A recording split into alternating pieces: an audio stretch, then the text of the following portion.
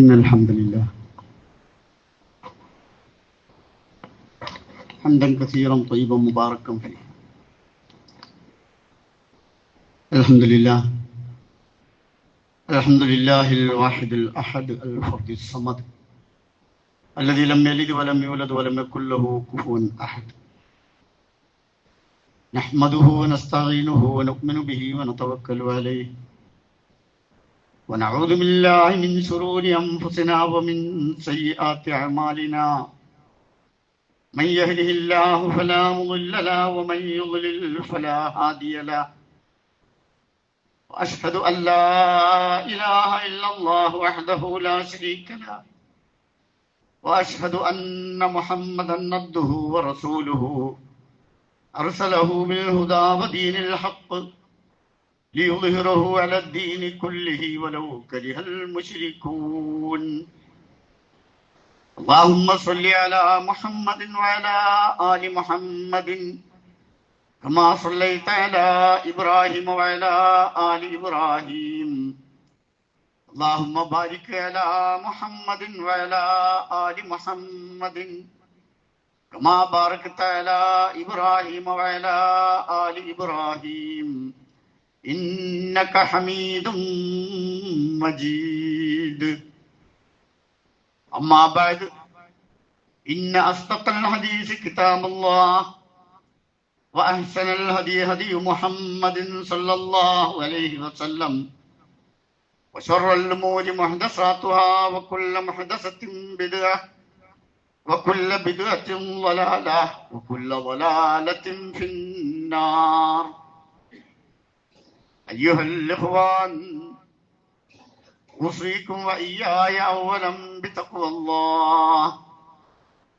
أعوذ بالله من الشيطان الرجيم. بسم الله الرحمن الرحيم. يا أيها الذين آمنوا اتقوا الله حق تقاته ولا تموتن إلا وأنتم مسلمون. يا أيها الناس اتقوا ربكم الذي خلقكم من نفس واحدة وخلق منها زوجها وبث منهما رجالا كثيرا ونساء واتقوا الله الذي تساءلون به والأرحام إن الله كان عليكم رقيبا.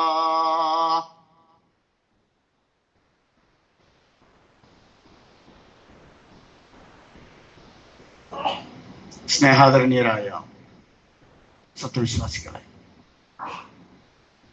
പരമകാരുണികനായ അള്ളാഹുവിൻ്റെ നിയമനിർദ്ദേശങ്ങൾ ജീവിതത്തിൻ്റെ രഹസ്യവും പരസ്യവുമായ മേഖലകളിലൊക്കെ കാത്തു സൂക്ഷിച്ച് സൂക്ഷ്മത ബോധത്തോടുകൂടി ജീവിക്കാൻ, അഥവാ തഖ്വയുള്ളവരായി ജീവിച്ച് മരിക്കാൻ പരമാവധി പരിശ്രമിക്കുകയും അതിനായി പ്രാർത്ഥിച്ചുകൊണ്ടേയിരിക്കുകയും ചെയ്യണമെന്ന് എന്നോടും നിങ്ങൾ ഓരോരുത്തരോടും വസിയത്ത് ചെയ്യാം.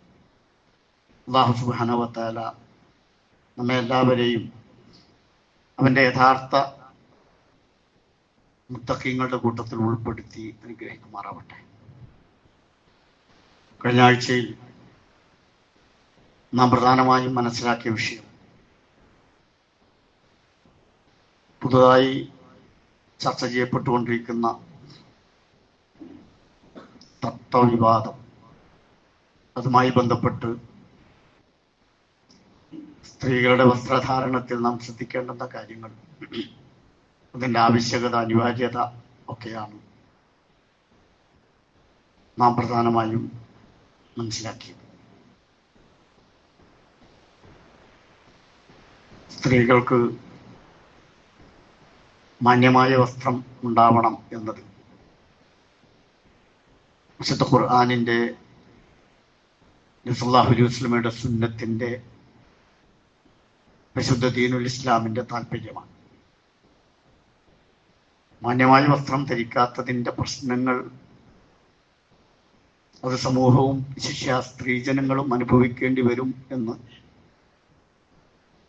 നാം മനസ്സിലാക്കേണ്ടതായിട്ടുണ്ട്. ഇവിടെ നമ്മുടെ സമൂഹത്തിൽ സ്ത്രീകൾക്കെതിരായ അതിക്രമങ്ങൾ വല്ലാതെ വർദ്ധിച്ചു വരുന്നു എന്നതൊരു യാഥാർത്ഥ്യമാണ്. മുമ്പെന്നത്തെക്കാളും ഉപരി അത് കൂടിക്കൊണ്ടിരിക്കുക. സമൂഹത്തിലെ ഉന്നതരും സാംസ്കാരിക നായകന്മാരും കലാകാരന്മാരുമൊക്കെ ഇക്കാര്യത്തിൽ തുല്യരാണ്. കുസ്തിത്താരങ്ങൾ അനുഭവിക്കുന്ന സ്ത്രീപീഡന വിഷയം ഏറെ ചർച്ച ചെയ്യപ്പെട്ട ഒരു രാജ്യമാണ് നമ്മുടേത്. ആൾദൈവങ്ങളുടെ ചൂഷണങ്ങൾക്ക് വിധേയമായ സ്ത്രീജനങ്ങളുടെ ദൈന്യതകൾ വാർത്താമാധ്യമങ്ങളിലൂടെ മനസ്സിലാക്കിയവരാണ് നമ്മൾ. എന്തിനേറെ പറയുന്നു, ജനപ്രതിനിധികൾ പോലും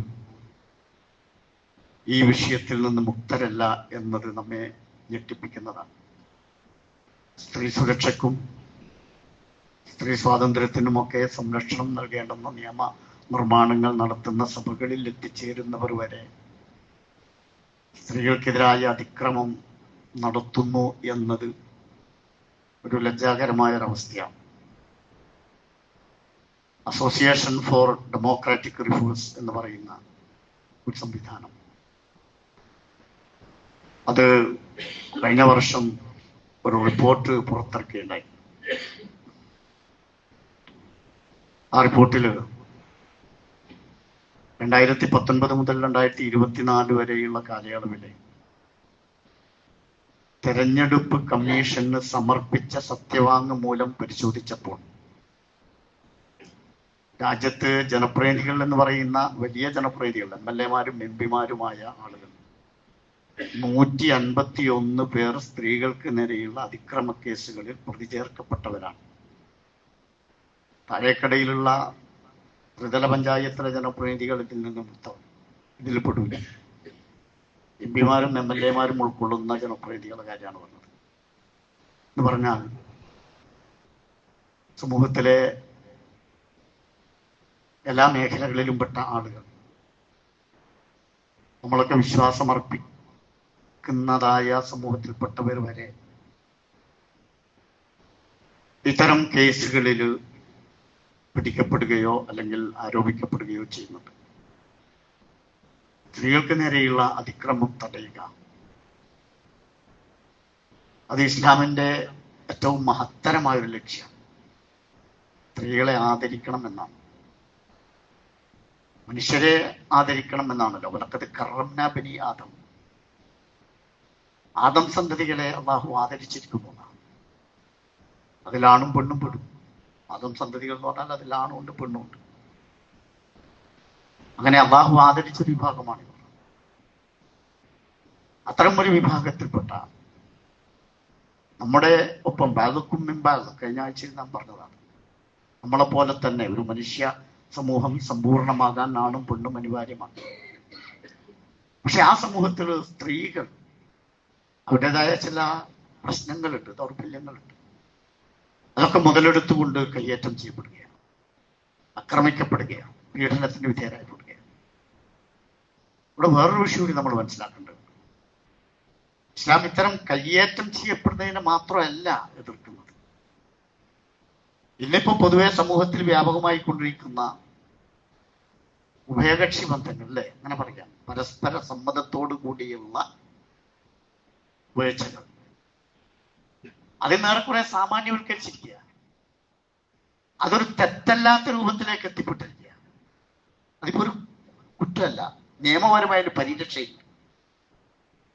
ഒരുത്തന്റെ ഭാര്യയും വേറൊരുത്തന്റെ ഭർത്താവും വേറൊരുത്തിയുടെ ഭർത്താവും, അല്ലെ, അവർ പരസ്പരം സമ്മതത്തോടു കൂടി സിനയിൽ ഏർപ്പെടുകയാണെങ്കിൽ അതൊരു കുഴപ്പമുള്ള കാര്യമല്ല. പെൺകുട്ടികളും ആൺകുട്ടികളും കോളേജുകളിൽ പഠിക്കുമ്പോൾ അവര് ഒന്നിച്ച് ഇഷ്ടപ്പെട്ട ആൺകുട്ടിയോടൊപ്പം അല്ലെ പെൺകുട്ടിയോടൊപ്പം നടക്കുന്നതും ജീവിക്കുന്നതും അങ്ങനെ അവര് പരസ്പര സമ്മതത്തോടു കൂടി എല്ലാം ചെയ്യുന്നതും അന്നും ഒരു കുഴപ്പമില്ലാത്ത രൂപത്തിൽ ഇന്ന് സമൂഹം മാറിയിട്ടുണ്ട്. അതിന്റെ ദുരന്തം സമൂഹം അനുഭവിക്കുന്നുണ്ട്. വലിയ ദുരന്തം അനുഭവിക്കാൻ പോവുകയാണ്. കാരണം അത് കുറച്ചുകൂടി വ്യാപകമായി വന്നുകൊണ്ടിരിക്കുക.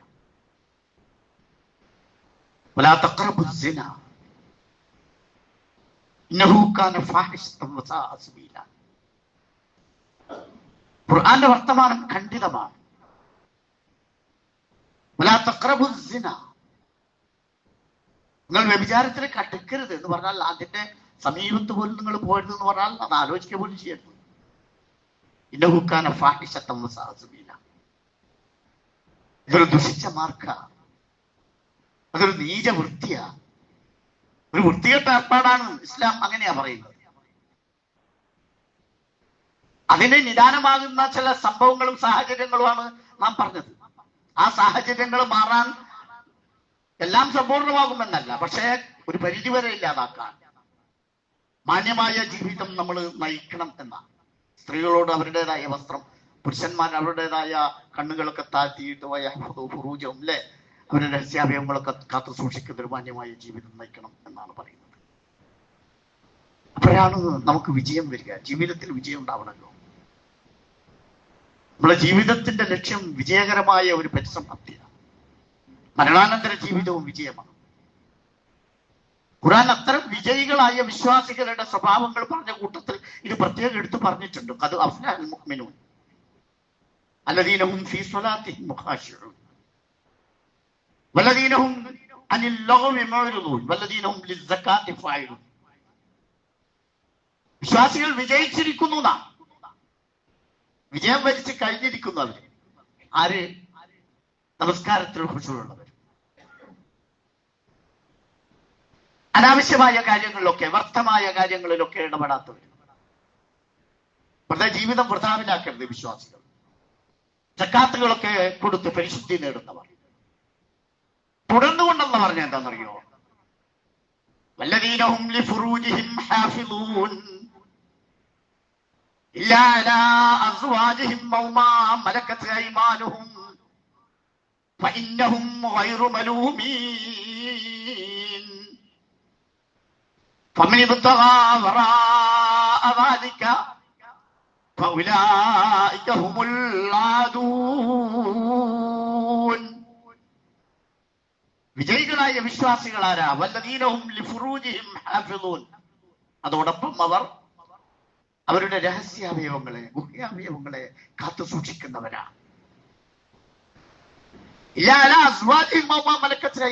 അവർക്ക് അള്ളാഹ് അനുവദിച്ചൊരു മാർഗമുണ്ട്. മനുഷ്യന്റെ എല്ലാ തൃഷ്ണകളെയും മടക്കി നിർത്തുന്ന ഒരു മതമല്ല ഇസ്ലാം. മരണാനന്തര ജീവിതത്തിൽ മണവാട്ടിയായി, പടച്ചോന്റെ മണവാട്ടിയായി വരുമെന്ന പ്രതീക്ഷയിൽ എവിടെ നിന്ന് വിവാഹം ചെയ്യരുത് എന്ന് പറയുന്ന ചിന്താധാരയ്ക്ക് എതിരെ ഭൗതികമായി തന്നെ മനുഷ്യന്, സ്ത്രീയാവട്ടെ പുരുഷനാവട്ടെ, അവരുടെ ആഗ്രഹങ്ങളും തൃഷ്ണകളും അത് സഫലീകരിക്കുവാൻ ആവശ്യമായ മാർഗങ്ങൾ അനുവദിക്കുന്ന മതമാണ് ഇസ്ലാം. അരണ്യങ്ങൾക്കകത്തിരുന്ന് തപസ് ചെയ്ത് കഴിയുന്ന, അങ്ങനെ വാൽമീകി പൊതിയുന്ന ഒരവസ്ഥയിലേക്കുള്ള ഒരു ആദർശമല്ല ദീനുൽ ഇസ്ലാം. മറിച്ച് മനുഷ്യന് ഭൗതികമായ ജീവിതത്തിൽ തന്നെ ആസ്വാദനത്തിനും അനുഭൂതികൾക്കും അംഗീകാരം നൽകുന്നു. പക്ഷെ ഒരു കാര്യമുണ്ട്,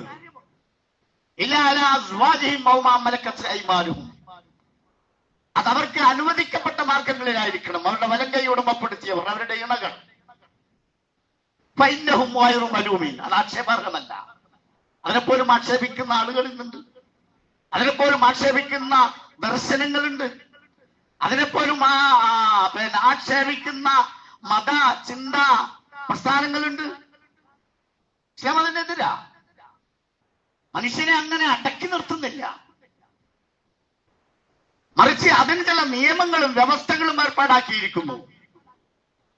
ആ രൂപത്തിലായിരിക്കണം നിങ്ങൾ. അതിന്റെ അപ്പുറത്തേക്ക്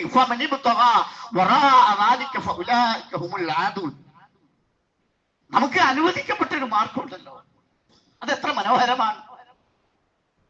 ആ മാർഗം വിട്ട് അതിനപ്പുറത്തേക്ക് ആഗ്രഹിക്കുന്ന ചില ചിന്തകൾ, ചില ആളുകളുണ്ട്. അത് അതിക്രമം.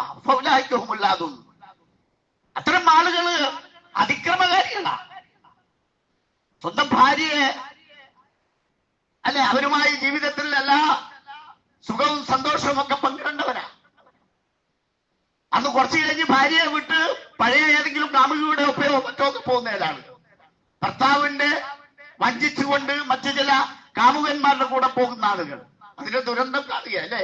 അൻസില എന്ന് പറയുന്ന ഒരു സ്ത്രീ വടകരക്കാരി അല്ലെ, അതിദാരുണമായ രൂപത്തിൽ കൊല ചെയ്യപ്പെട്ട വാർത്ത ഇന്നലെയും മെനയാന്നും പത്രത്തിൽ നമ്മൾ വായിച്ച.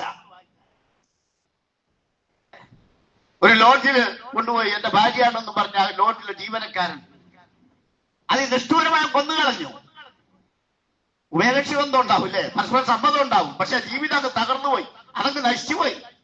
ആ പെണ്ണ് കൊല ചെയ്യപ്പെടും, അയാൾ ജയിലിലടക്കപ്പെടും. അത്തരം അതിക്രമപരമായ അവസ്ഥയിലേക്ക് നിങ്ങൾ പോകും. അതുകൊണ്ട് നിങ്ങൾക്ക് അനുവദിച്ച മാർഗത്തിലൂടെ നിങ്ങൾ ജീവിക്കുക. തകർന്നു പോകും ജീവിതം. നമ്മൾ ചിലപ്പോൾ താൽക്കാലികമായ ഒരു ആസ്വാദനമൊക്കെ നമ്മൾ കണ്ടു, പക്ഷെ ജീവിതം അത് തകർന്നു പോകും. അല്ലാഹു സുബ്ഹാനഹു വ തആല മനുഷ്യ ജീവിതത്തിന് കൃത്യമായ ചില വ്യവസ്ഥകൾ തയ്യാറാക്കി തന്നിട്ടുണ്ട്. അള്ളാഹ് സൃഷ്ടിച്ച എല്ലാത്തിനും ഉണ്ട്. ഈ പ്രപഞ്ചത്തിന് തന്നെ പ്രാപഞ്ചിക പ്രതിഭാസം എത്ര മനോഹരമായി, എത്ര വ്യവസ്ഥാപിതമായ അള്ളാഹു തയ്യാറാക്കിയത്. വിശുദ്ധ ഖുർആനിൽ ഇണകളെ പറഞ്ഞുകൊണ്ട് അള്ളാഹു പറയുന്നില്ലേ സൂറത്ത് യാസീനിൽ, സുബ്ഹാനല്ലദീ ഖലഖൽ അസ്വാജ കുല്ലഹാ മിമ്മാ തുംബിത്തുൽ അർളു മിൻ അൻഫുസിഹിം വമിമ്മാ ലാ യഅലമൂൻ. എത്ര പരിശുദ്ധനാ അള്ളാഹു. കാരണം എല്ലാത്തിൽ നിന്നും ഇണകളെ സൃഷ്ടിച്ചവനാണ് അവൻ. സുബ്ഹാനല്ലദീ ഖലഖൽ അസ്വാജ കുല്ലഹാ മിമ്മാ തുംബിത്തുൽ അർളു, ഭൂമി ഉൽപ്പാദിപ്പിക്കുന്നതിലും അല്ലേ, പരാഗണം മൂലം പൂക്കൾ പൂക്കുന്ന, അതുവഴി സസ്യജാതികൾ വർദ്ധിക്കുന്ന, വ്യാപിക്കുന്ന ഒരു പ്രക്രിയ നമ്മൾ അറിയാതെ ലോകത്തുള്ള സംവിധാനിച്ചു വെച്ചിട്ടുണ്ട്. മിമ്മാ തുംബിത്തുൽ അർളു വമിമ്മാ അൻഫുസിഹിം വമിൻ അൻഫുസിഹിം, അവരുടെ സ്വന്തം ശരീരത്തിൽ തന്നെ, സ്വന്തം ദേഹത്തിലൂടെ. നമ്മളിൽ നിന്ന് തന്നെ ഇണകളെ സൃഷ്ടിച്ചവൻ എത്ര പരിശുദ്ധനാ. അവിമാലായാലും നമ്മൾ അറിയാത്തല്ലോ ഇവിടെയുണ്ട്. നമുക്കിതൊന്നും കൃത്യമായിട്ട് കിട്ടിയിട്ടില്ല, കുറഞ്ഞതേ കിട്ടിയിട്ടുള്ളൂ. എന്നിട്ടല്ല പറയുക, ഇത് പറഞ്ഞുകൊണ്ടാണ് പറയുന്നത് രാവ് പകലുകൾ ആയത്തുല്ലഹും അല്ലൈലു നസ്ലഹു മിൻഹു നഹാർ ഫൈദാഹും മുസ്ലിമൂൻ. രാത്രി ഒരു ദൃഷ്ടാന്തമാ, പകലിനെ അതിൽ നിന്ന് നാം ഊരിയെടുക്കുന്നു എന്നാ പറഞ്ഞത്. അപ്പോൾ അവർ ഇരുട്ടിലാവുന്നു, പകല് മാറി ഇരുട് വരുന്ന ഒരു പ്രക്രിയ. അതെങ്ങനെയാ നടക്കുന്നത്? അത് നടക്കുന്നത് ഈ പ്രപഞ്ചത്തിലെ സൂര്യചന്ദ്ര നക്ഷത്രാദികളുടെ ഭ്രമണപഥത്തിന്റെയും ചലനങ്ങളുടെയും സഞ്ചാരത്തിന്റെയും അടിസ്ഥാനത്തിലാ അല്ലേ. വശംതു തജ്രീൽ മുസ്തഖറിൻ ലഹാ ദാലിക തഖ്ദീറുൽ അസീസുൽ അലീം. സൂര്യന് നാം അതിന്റെ സുസ്ഥിരമായ സ്ഥാനത്തേക്ക് അത് ഗമിച്ചുകൊണ്ടിരിക്കുന്നു. ദാലിക തഖ്ദീറുൽ അസീസുൽ അലീം, പ്രതാപശാലിയായ സർവജ്ഞനായ അള്ളാഹു കണക്കാക്കിയ ഒരു വ്യവസ്ഥയാണ് അല്ലേ. പിന്നെ ചന്ദ്രനും നാം കൃത്യമായ ചില ഭവനങ്ങൾ, സ്ഥാനങ്ങൾ നിർണയിച്ചിട്ടുണ്ട്. എന്നിട്ട് അവസാനം അത് ഉണങ്ങിയ ഈന്തപ്പന കൊലച്ചിലിന്റെ തണ്ട് പോലെ വളയക്കം പോലെ അങ്ങനെ ആകുന്നത് വരെ മാറുന്ന, നമുക്ക് ദൃഷ്ടി ഗോചരമാകുന്ന ഒരവസ്ഥ ചന്ദ്രനെ സംബന്ധിച്ച്. അത് കൃത്യമായി നടക്കുക. സൂര്യൻ ചന്ദ്രനെ പ്രാപിക്കുന്നില്ല. പകല് രാത്രി പകലിനെ മറികടക്കുന്നില്ല. അല്ലെങ്കിൽ പോവുക.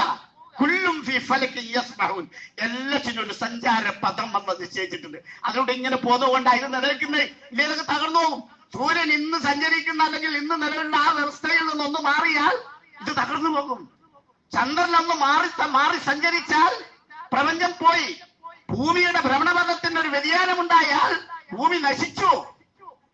ഈ വ്യവസ്ഥയിലൂടെയാണ് അള്ളാഹു സംവിധാനിച്ചത്. അതേ അള്ളാഹു തന്നെ മനുഷ്യന്മാർക്കും ചില വ്യവസ്ഥകൾ ഉണ്ടാക്കി തന്നിട്ടുണ്ട്. മനുഷ്യന്മാരും അങ്ങനെ തന്നെയാ. മനുഷ്യർക്കൊരു ജീവിത വ്യവസ്ഥയുണ്ട്.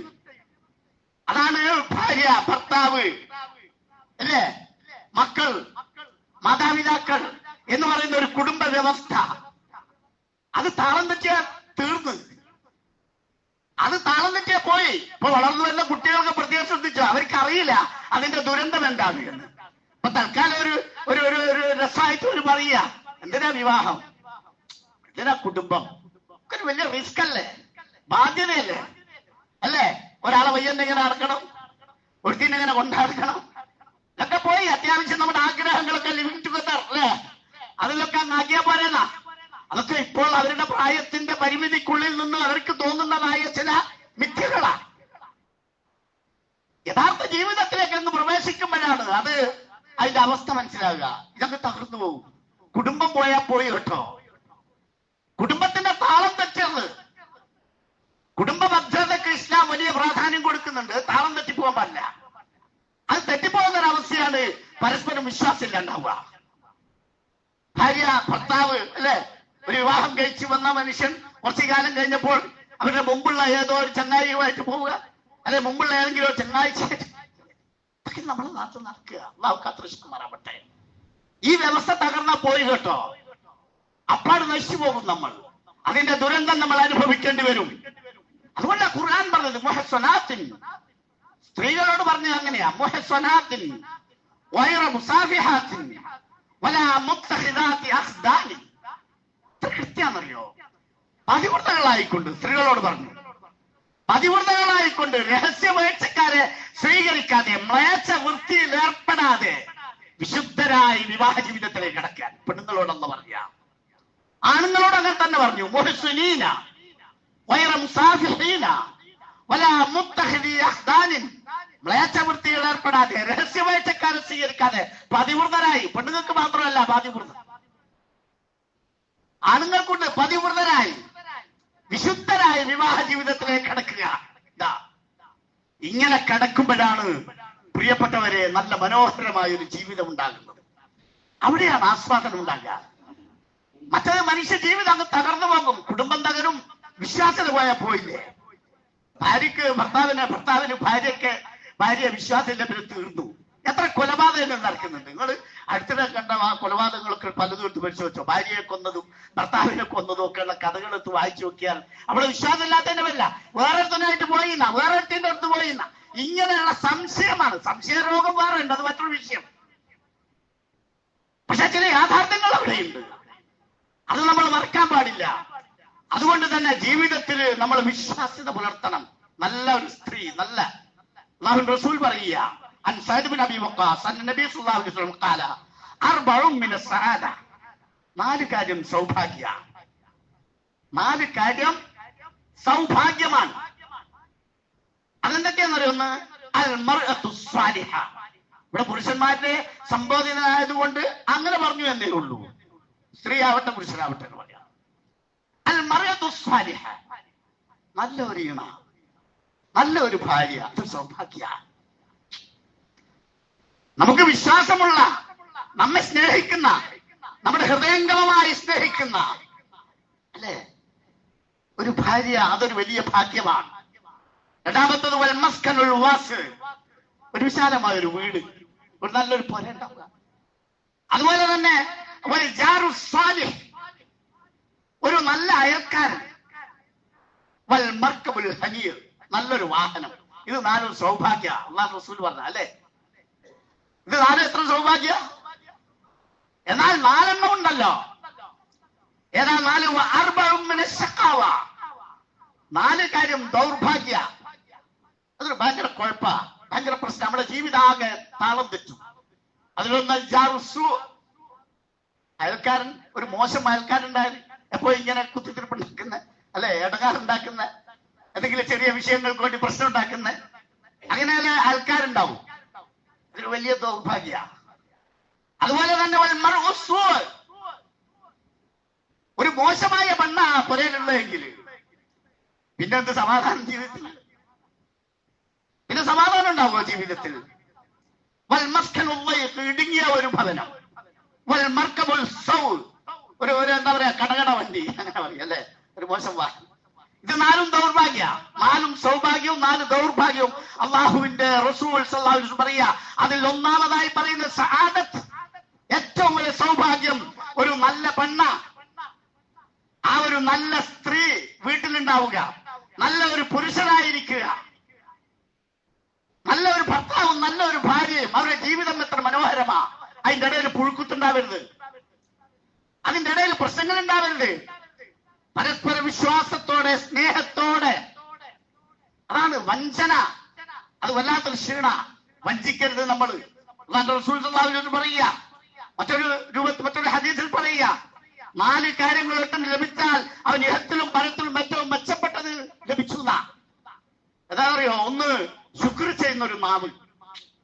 അള്ളാഹ്ക്ക്, ഉമ്മാക്ക്, ഉപ്പാക്ക്, റസൂലിന്, അല്ലെ, ഭാര്യക്ക്, ഭർത്താവിനൊക്കെ നന്ദി, അങ്ങനെ ശുക്ർ ചെയ്യുന്ന ഒരു നാവ്. ജസാക്കല്ല പറയുന്ന സ്വന്തം എന്തെങ്കിലും ഒരു സഹായം, ഒരു ഹെൽപ്പ് ഒരാളിൽ നിന്നുണ്ടാകുമ്പോൾ അൽഹംദുലില്ലാഹ് ജസാക്കല്ല പറയുന്ന നാവ്, അല്ലെ, അള്ളാഹുവിന് നന്ദി അർപ്പിക്കുന്ന ഒരു നാവ്.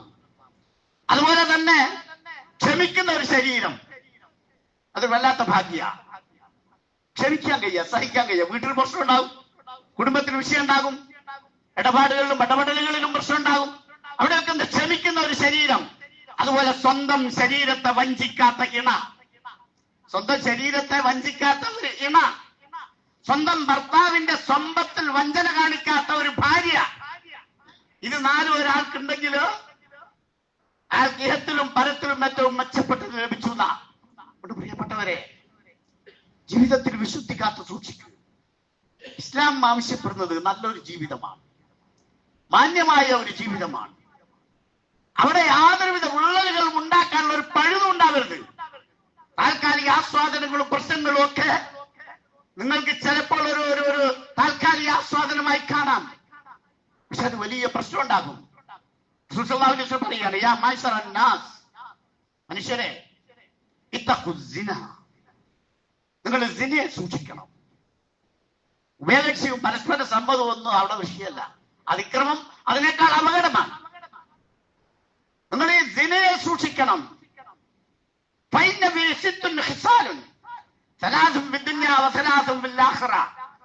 കാര്യം, 6 പ്രശ്നം ഉണ്ടായില്ലേ?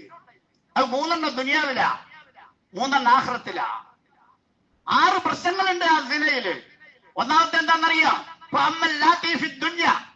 ദുനിയാവിലുള്ള പ്രശ്നം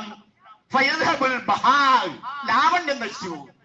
മനുഷ്യന്റെ ലാവണ്യം ഉണ്ടല്ലോ, മനോഹാരിത, അതൊക്കെ നശിച്ചു പോകും. സിനയിൽ ഏർപ്പെടുന്ന ആണിനെയും പെണ്ണിനെയും നിങ്ങൾ പരിശോധിച്ചോളി. രണ്ടാമത്തത് പറയുന്നത് ദാരിദ്ര്യം ക്ഷണിച്ചു വരുത്തും. അല്ലാഹു റസൂൽ പറയുക, നേരിട്ടുള്ള അനുഭവങ്ങൾ ഉണ്ട് നമുക്കൊക്കെ, അത്തരം ആളുകൾ ദരിദ്രാവസ്ഥയിലേക്ക് നീങ്ങിയതൊക്കെ. അല്ലാഹു റസൂൽ പറയാ, ദുനിയാവിലുള്ള പ്രശ്നം ഒന്നാമത്തത് അവന്റെ ലാവണ്യം നശിച്ചു പോകും. 2, ദാരിദ്ര്യം വിളിച്ചു വെട്ടും. ആയുസ് ചുരുങ്ങിപ്പോകും. വേഗം കഥ കഴിക്കും. ഒന്നുകിൽ നമ്മുടെ 5നെ കൊന്നതുപോലെ കൊന്നിട്ടായിരിക്കും, അല്ലെങ്കിൽ വേറെ ഏതെങ്കിലും രൂപത്തിൽ, അല്ലെങ്കിൽ അള്ളാഹു തന്നെ ആ ആയുസ് കുറിച്ച് കഴിയും. ഇത് 3 ഈ ദുനിയാവിൽ തന്നെയുള്ള നമ്മുടെ പ്രശ്ന. എന്നാൽ പരലോകത്തുള്ള 3 കാര്യമുണ്ട്. അള്ളാഹിന്റെയും സൃഷ്ടികളുടെയും കോപത്തിന് വിധേയരാകും. ക്രോധം, അതിന് വലിയ പ്രശ്നം എന്താ? അള്ളാഹുവിന്റെ ക്രോധത്തിന് വിധേയരായിട്ടാണ് നാളെ അള്ളാഹിന്റെ അടുത്ത് എത്തുന്നതെന്ന് വെച്ചാൽ മനുഷ്യന്റെ ജീവിതം തീർന്നില്ലേ? രണ്ടാമത്തേത് വസൂഉൽ ഹിസാബ്, മോശമായ കഠിനമായ വിചാരണയായിരിക്കും അവന്. ആ വിചാരണയൊന്നും താങ്ങാൻ നമുക്ക് കഴിയില്ല. വൽ ഖുലൂദ് ഫിന്നാർ, അവസാനം നരകത്തിൽ നിത്യവാസവും. ആഖിറവും ദുനിയാവും പോകട്ടോ. തൽക്കാലം ഒരു സുഖമൊക്കെ തേടിയിട്ട് നമ്മളങ്ങ് പോയാൽ, അതുകൊണ്ട് അല്ലാഹുവിന്റെ റസൂൽ പറയാ, യാ മഅ്ശറൻ നാസ് ഇത്തഖുസ്സിന, നിങ്ങൾ സൂക്ഷിക്കണം, കാത്തു സൂക്ഷിക്കണം. ജീവിതത്തിൽ സൂക്ഷ്മത പുലർത്തേണ്ട ഒരു വിഷയം അത്. നമ്മളുടെ ഒക്കെ ഭാഗത്ത് ചിലപ്പോൾ ചാടിപ്പോകുന്ന ഒരു അവസ്ഥയാണത്, അല്ലെ? ഏറ്റവും വലിയ പാപങ്ങളുടെ കൂട്ടത്തിൽ അല്ലാഹു എണ്ണിയതാണത്. അയൽക്കാരിയെ, നമ്മുടെ വീട്ടിലൊക്കെ, ആ വീട്ടിൽ അയൽവശത്തൊക്കെ നമ്മളെ സ്വന്തം വീട്ടുകാരും പോലെ കാര്യം ഇറങ്ങുകയും ചെയ്യാലോ. എന്നിട്ട് അവിടെയും ചില ചൂഷണം ചെയ്യുന്ന മനുഷ്യന്മാരുണ്ട് നമ്മളുടെ ഇടയിൽ. അതൊക്കെ വലിയ അപകട, അതൊക്കെ വലിയ ദോഷങ്ങൾ വരുത്തും. നിങ്ങളുടെ ജീവിതത്തിൽ തന്നെ അതിന്റെ ദുരന്തം നമ്മൾ അനുഭവിക്കേണ്ടി വരും. അല്ലാഹു കാത്തുരക്ഷിക്കുമാറാവട്ടെ.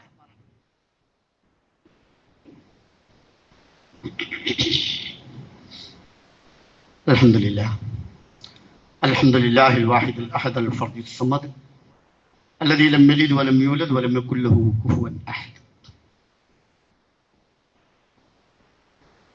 يا أيها الذين آمنوا اتقوا الله حق تقاته ولا تموتن إلا وأنتم مسلمون. സഹോദരന്മാരെ, സഹോദരികളെ, ഒരിക്കൽ കൂടി അള്ളാഹുവിനെ സൂക്ഷിച്ച് നല്ല മുത്തഖീങ്ങളായി കഴിയണമെന്ന് ഞാൻ മനസ്സിലാക്കുകയും നിങ്ങളെ ഓർമ്മപ്പെടുത്തുകയും ചെയ്യുന്നു. തിന്മകളിലേക്ക് പോകുന്ന എല്ലാ പഴുതുകളും അടയ്ക്കണം. വീടിൻ്റെ അകത്തളങ്ങളിൽ പോലും ചില വാർത്തകളൊക്കെ നമ്മെ വേദനിപ്പിക്കുന്നുണ്ട്. വീടിൻ്റെ ഉള്ളിൽ തന്നെ പിതാവിനാൽ ആക്രമിക്കപ്പെട്ട മകൾ, അല്ലെ, സഹോദരങ്ങളാൽ ആക്രമിക്കപ്പെട്ട സഹോദരി, ഇങ്ങനെയൊക്കെ ചില വാർത്തകൾ നമ്മൾ കുത്തുബയിലൊന്നും പറയാൻ തന്നെ മടിക്കുന്നില്ല വിഷയം. കാരണം വാർത്തകളൊക്കെ കേട്ടാൽ മിണ്ടാണ്ടിരിക്കില്ല, കുറച്ചുകൂടി നല്ലത് തോന്നിക്കും. പക്ഷെ ഇസ്ലാം അത്തരം എല്ലാ പഴുതുകളും അവസാനിപ്പിക്കും. വിശുദ്ധ ഖുർആനിലെ സൂറത്തു നൂറിലെ 1-2 വചനങ്ങൾ ശ്രദ്ധിച്ചോളി. യാ അയ്യുഹല്ലദീന ആമനു, സത്യവിശ്വാസികളെ, ലിയസ്തഅ്ദിൻകുമുല്ലദീന മലക്കത് അയ്മാനുക്കും വല്ലദീന ലം യബ്ലുഗുൽ ഹുൽമ മിൻകും 3 മററാത്ത്. അല്ലാഹു സുബ്ഹാനഹു വ തആല നമ്മോട് പറയാ, 3 സന്ദർഭങ്ങളിൽ നിങ്ങളുടെ വലങ്കൈ ഉടമപ്പെടുത്തിയ നിങ്ങളുടെ ഭൃത്യന്മാരായ ആളുകൾ, അതുപോലെ തന്നെ നിങ്ങളുടെ പ്രായം പൂർത്തിയെത്താത്ത കുട്ടികൾ, വലിയ കുട്ടികളായല്ല പറഞ്ഞത്, 3 സന്ദർഭങ്ങളിൽ അവർ നിങ്ങളോട് സമ്മതം ചോദിക്കട്ടെ. മിൻ ഖബലി സ്വലാത്തിൽ ഫജ്ർ, ഒന്ന് പ്രഭാത നമസ്കാരത്തിന്റെ മുമ്പ്. അള്ളാന്റെ വർത്താനാട്ടോ ഇത്. ഇതൊന്നും നമ്മൾ തള്ളിക്കളയേണ്ടതല്ല, നമ്മളെ വീട്ടിൽ കാത്തു സൂക്ഷിക്കേണ്ട വിഷയമാണ്. സുബഹിയുടെ മുമ്പ് നമ്മൾ എങ്ങനെയാണ് കിടക്കുന്നത് എന്നൊന്ന് പറയുമല്ലോ. ആ സന്ദർഭത്തിൽ നമ്മുടെ കൊച്ചുകുട്ടികൾ പോലും, നമ്മുടെ ഭൃത്യന്മാരായാലും പോലും, അവര് ഒന്ന് വാതിൽ മുട്ടിയിട്ട് സമ്മതം ചോദിക്കുന്ന ഒരു സംസ്കാരം നമ്മുടെ വീടിന്റെ അകത്തളങ്ങളിൽ ഉണ്ടാക്കണമെന്ന്. രണ്ടാമത്തത്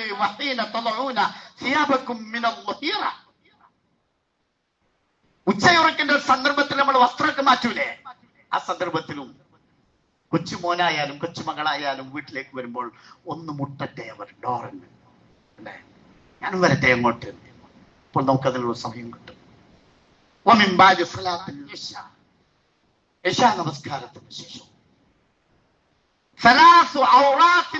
ഇത് നിങ്ങളുടെ ഗോപ്യ സന്ദർഭങ്ങളാണ്, നിങ്ങളുടെ സ്വകാര്യ സന്ദർഭങ്ങളാണ്. ആ സന്ദർഭങ്ങളിൽ നിങ്ങളുടെ വീട്ടിലെ കൊച്ചു കുട്ടികൾ പോലും നിങ്ങളുടെ അകത്തേക്ക് വരുന്നത് ഒരു സമ്മതത്തോടു കൂടി ആവട്ടെ. പറയാ പ്രായപൂർത്തിയൊക്കെ എത്തിയ ആളുകളാണെങ്കിലോ അവർക്ക് മുമ്പുള്ള വലിയ മനുഷ്യന്മാർ ചോദിക്കുന്നത് പോലെ തന്നെ എപ്പോഴും ഒക്കെ ചോദിച്ചൊക്കെ വരാവൂ. അപ്പാടെ കാര്യം പോയിട്ട് പോലെ എന്റെ അടുത്തേക്ക് എങ്ങനെയാ ഉണ്ടാവുന്നില്ല. കദാലിക യുബയ്യിനുല്ലാഹു ലക്കും ആയാതിഹി വല്ലാഹു അലീമുൻ ഹകീം. സർവജ്ഞന, യുക്തിമാനാണ് അള്ളാഹു. ആ അള്ളാഹുവിന്റെ സന്ദേശം അതാണ് നമ്മുടെ ജീവിതത്തിൽ ഏറ്റവും മനോഹരമായ ആ ജീവിത രീതി നമ്മൾ സൂക്ഷിക്കുക.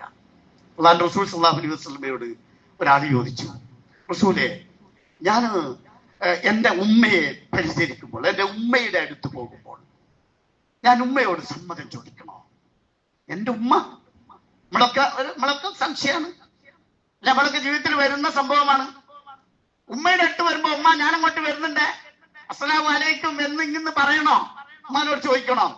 റസൂൽ പറഞ്ഞു അതെ, അതെ ചോദിക്കണോ. വീണ്ടും അയാൾ ചോദിച്ചു, അല്ലാഹുവിന്റെ റസൂലേ, എന്നെ കൂടാതെ ആ ഉമ്മയെ നോക്കാൻ വേറെ ആരുമില്ല, അപ്പം പിന്നെ ഞാൻ പോകുമ്പോൾ ചോദിക്കണോ? വേറെ ആരും അവിടെ ഇല്ല, എന്നെ കൂടാതെ ഞാനേ എൻ്റെ ഉമ്മയെ നോക്കാനുള്ളൂ. റസൂൽ പറഞ്ഞു അതെ, പോണം, ചോദിക്കണം. വീട് ചോദിച്ചു എനിക്ക് ഇടക്കിടക്കൊക്കെ പോണം, അപ്പോഴൊക്കെയും ഞാൻ ചോദിക്കണോ? അതിന് റസൂൽ പറഞ്ഞൊരു മറുപടി ഉണ്ട്, പ്രിയപ്പെട്ടവരെ, ആ തുണിക്കുവാൻ നിന്റെ ഉമ്മയെ നീ നഗ്നയായി കാണുന്നതിനെ ഇഷ്ടപ്പെടുന്നുണ്ടോ? ചോദ്യം അവിടെ തീർന്നു, അതിന്റെ എല്ലാ ഉത്തരവും തീർന്നു. എത്ര കൃത്യമാണ് ആ മെസ്സേജ്. നമ്മുടെ സ്വന്തം ഉമ്മയുടെ അടുത്തായാലും വാപ്പയുടെ അടുത്തായാലും ഈ സ്വകാര്യ സന്ദർഭങ്ങളും എല്ലാ സന്ദർഭങ്ങളും പോകുമ്പോൾ ഒരു സമ്മതം ചോദിക്കുന്ന ആ ഒരു ജീവിത രീതിയുടെ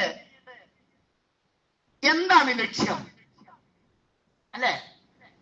10 വയസ്സായി കഴിഞ്ഞാൽ കുട്ടികളെ മാറ്റിക്കിടത്തണം എന്നതാണ് ഇസ്ലാമിന്റെ തത്വം. 10 വയസ്സായാൽ എത്ര കൃത്യമാണത്.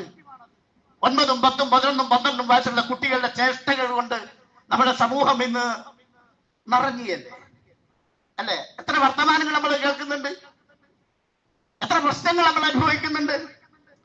വീട്ടിന്റെ അകത്തളങ്ങളിൽ നിന്ന് ജീവിത വിശുദ്ധി കാത്തു സൂക്ഷിക്കുന്ന ഒരു സംസ്കാരത്തിന്റെ ബാലപാഠങ്ങൾ നമ്മുടെ കുട്ടികൾക്ക് കൊടുക്കണം.